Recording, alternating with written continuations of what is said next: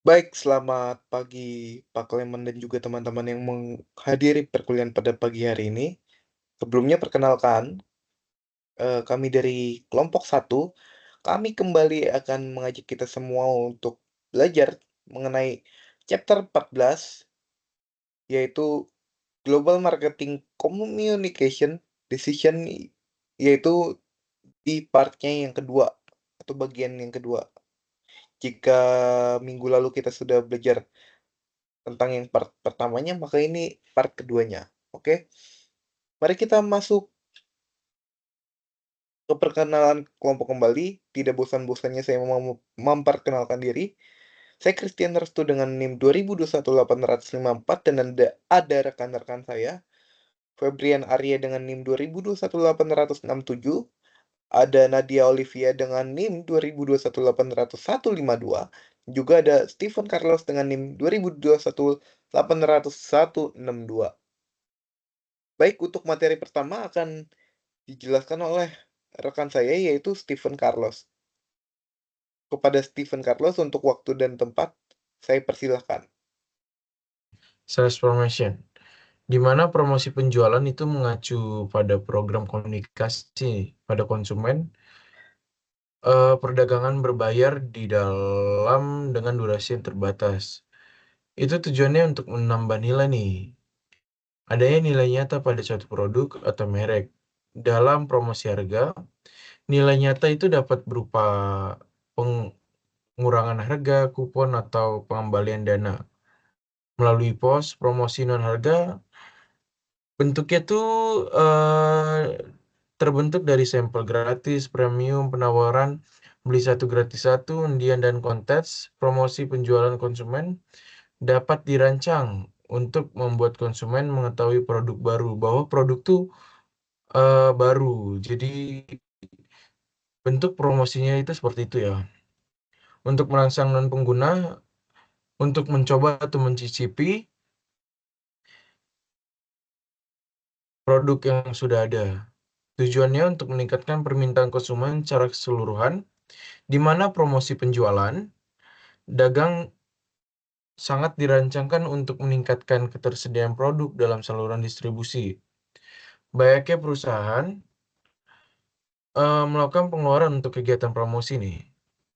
Penjualan telah melampaui pengeluaran untuk iklan media, namun tingkat pengeluaran berapapun promosi penjualan tersebut pada gilirannya, rencana dan program promosi dalam penjualan harus diintegrasikan dan dikoordinasikan dengan periklanan pada hubungan masyarakat atau PR dan penjualan pribadi.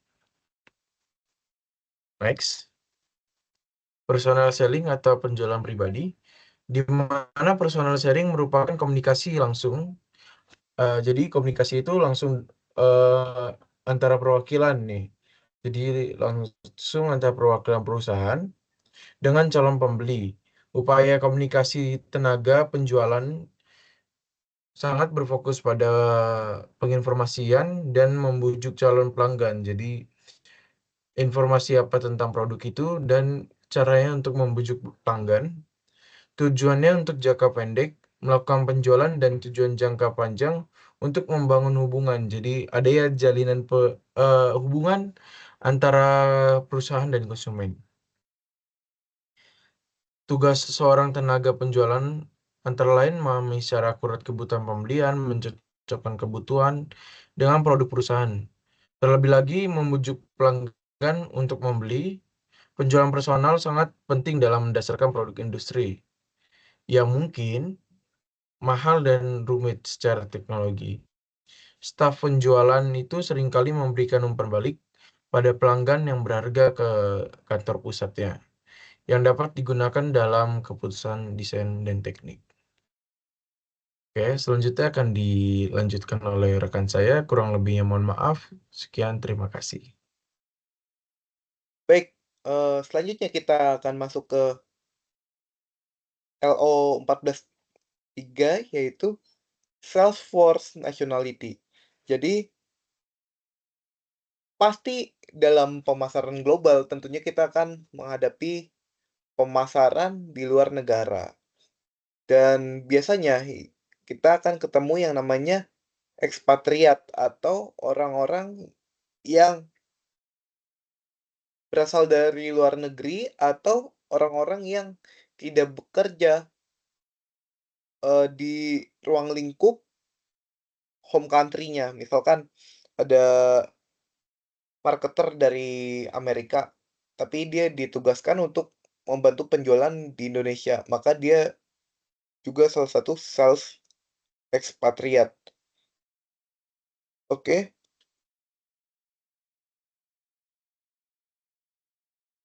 jadi, kita harus, bisa menghadapi yang namanya kondisi ekspatriat ini. Di antaranya adalah Task Force Nationality ya, atau, kebangsanya. Kan pasti ada sales-sales tuh yang, banyaklah tantangannya. Kenapa? Karena kenapa mereka mau ditempatkan di luar negeri? Karena mungkin ada hak-hak khusus yang diberikan kepada mereka atau misalkan gajinya lebih besar dan sebagainya. Makanya kita harus mempertimbangkan nih dari baik secara advantage atau manfaat dan juga disadvantage dari, eee, si eks expatriate sales ini, oke? Jadi sebelum kita mengirim expatriate sales atau kita menjadi expatriate sales, maka ada hal-hal yang perlu diketahui oleh, eee, karyawan yang akan diberangkatkan ini maupun agen yang memberangkatkan atau, perusahaan itu sendiri untuk dikasih tahu ke sales ekspatriatnya. Nah, di antaranya adalah ada 3 hal di sini yang, disoroti oleh buku, yaitu pertama ada exclusive license agreement, di mana dikatakan bahwa perusahaan membayar komisi kepada, eee, sales dari perusahaan yang bukan di negara home country-nya atau dari luar negeri atau yang menjadi ekspatriat tadi, eee, atas personal selling atau penjualan yang mereka lakukan, tapi secara separuhnya. Jadi ada kebijakannya seperti ini. Yang kedua, ada kontrak manufacturing or production with a degree of personal selling. Artinya adalah, eee, perusahaan ini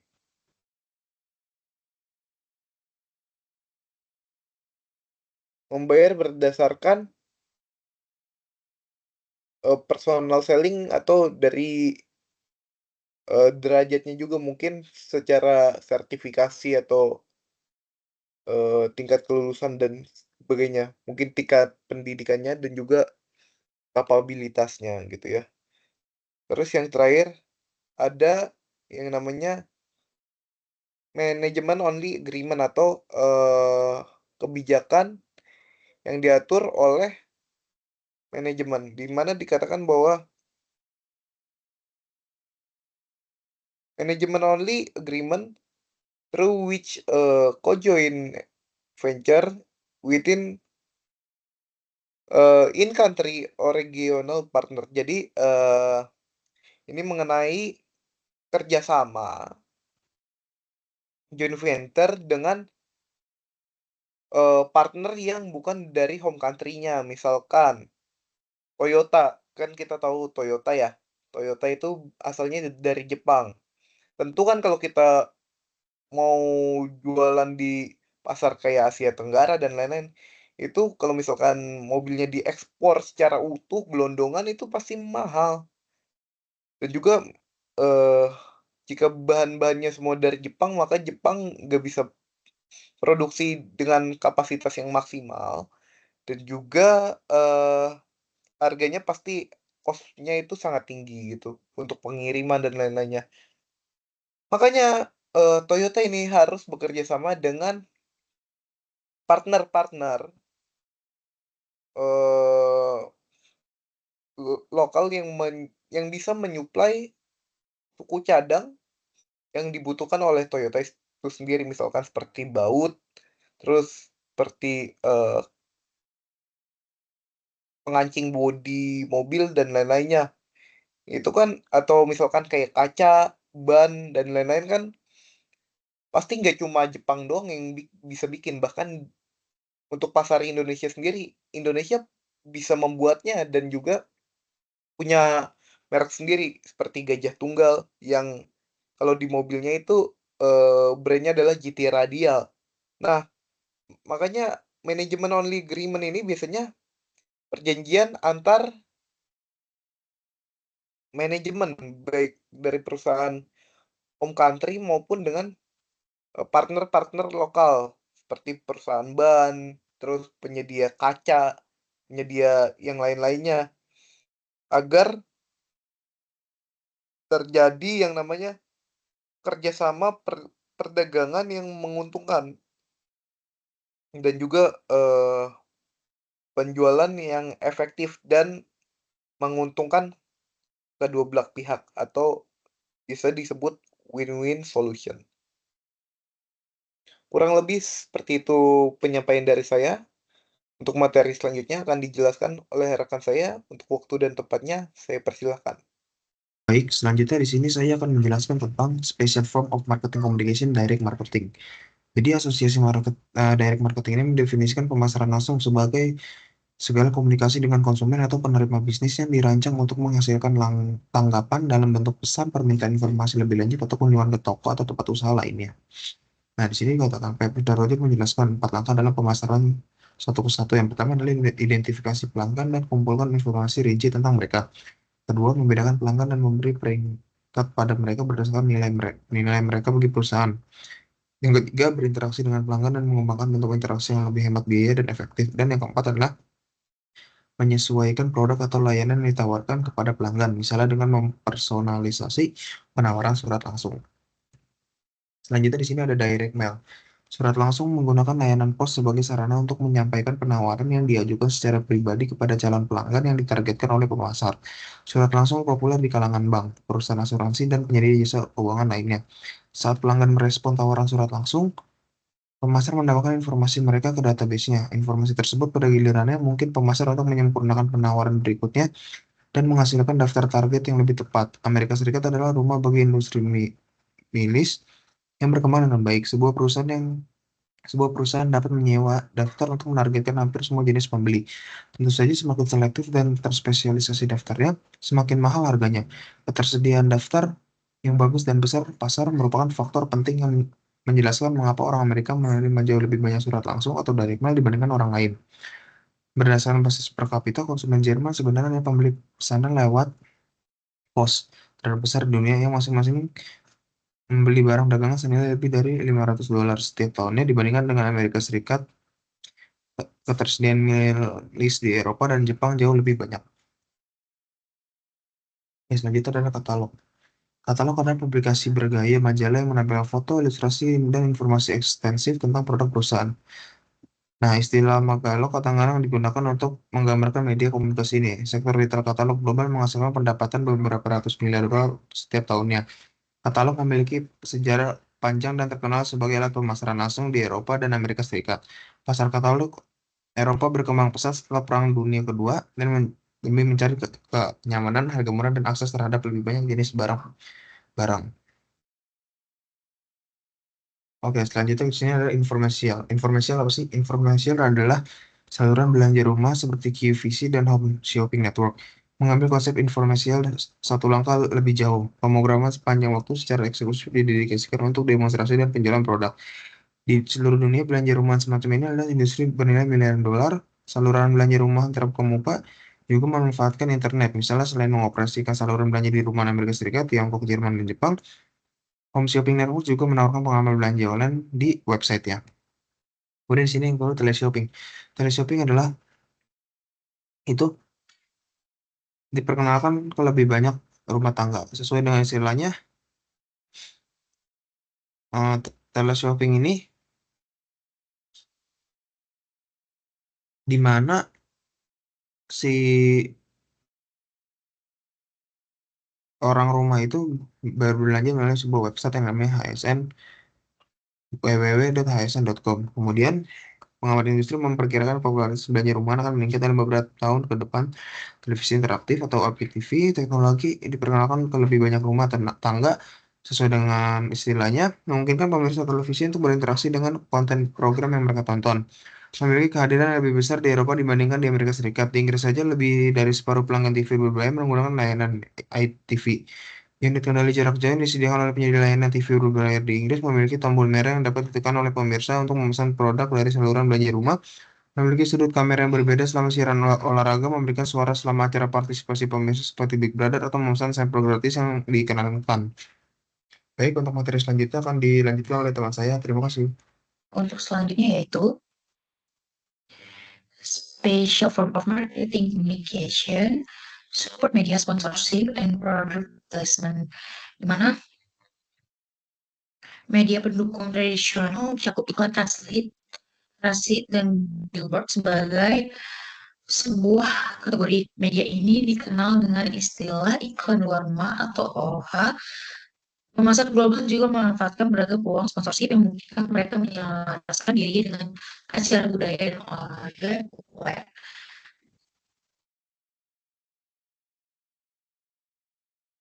Media pendukung secara global mewakili pasar senilai 28 miliar US dollar yang menyumbang sekitar 6% dari total belanja iklan. Pertumbuhan dalam kategori ini beberapa tahun terakhir didorong oleh peluncuran platform papan reklame digital yang dikenal sebagai periklanan digital di luar rumah atau disebut dengan digital out of home atau disingkat dengan DOOH. Selain itu, integrasi teknologi seperti analitik data dan pemantauan waktu nyata telah meningkatkan efektivitas dan pengukuran kampanye OOH, menjadikannya pilihan yang semakin menarik para pengiklan. Berikutnya itu sponsor. Sponsor adalah komunikasi pemasaran yang semakin populer yang dimana perusahaan bayar biaya agar namanya dikaitkan dengan acara TV atau asosiasi atletik tertentu atau fasilitas olahraga. Dengan sponsorship, perusahaan dapat meningkatkan visibilitas mereka yang dan membangun citra yang positif melalui asosiasi dengan entitas yang diminati oleh target audiens mereka. Bentuk sponsorship ini seringkali mencakup hak penamaan, pemasang logo di tempat acara, dan kampanye promosi yang terkait. Penempatan produk, film, acara televisi, dan masyarakat, perusahaan dapat mencapai jenis paparan yang unik dengan menggunakan penempatan produk, di mana mereka mengatur agar produk dan nama merek mereka muncul di program televisi populer, film, dan jenis pertunjukan lainnya. Misalnya itu penempatan produk dalam film blockbuster atau serial TV terkenal yang memberikan dampak besar terhadap kesadaran merek. Masa juga dapat meminjam atau menyumbangkan produk kepada selebriti, tokoh masyarakat lainnya. Produk mendapatkan publisitas ketika selebriti muncul di depan umum dan menggunakan produk tersebut. Strategi memanfaatkan pengaruh dan daya tarik selebriti untuk meningkatkan daya tarik dan kredibilitas merek di mata konsumen. Baik, sekian dari kelompok kami. Kurang lebihnya mohon maaf. Terima kasih.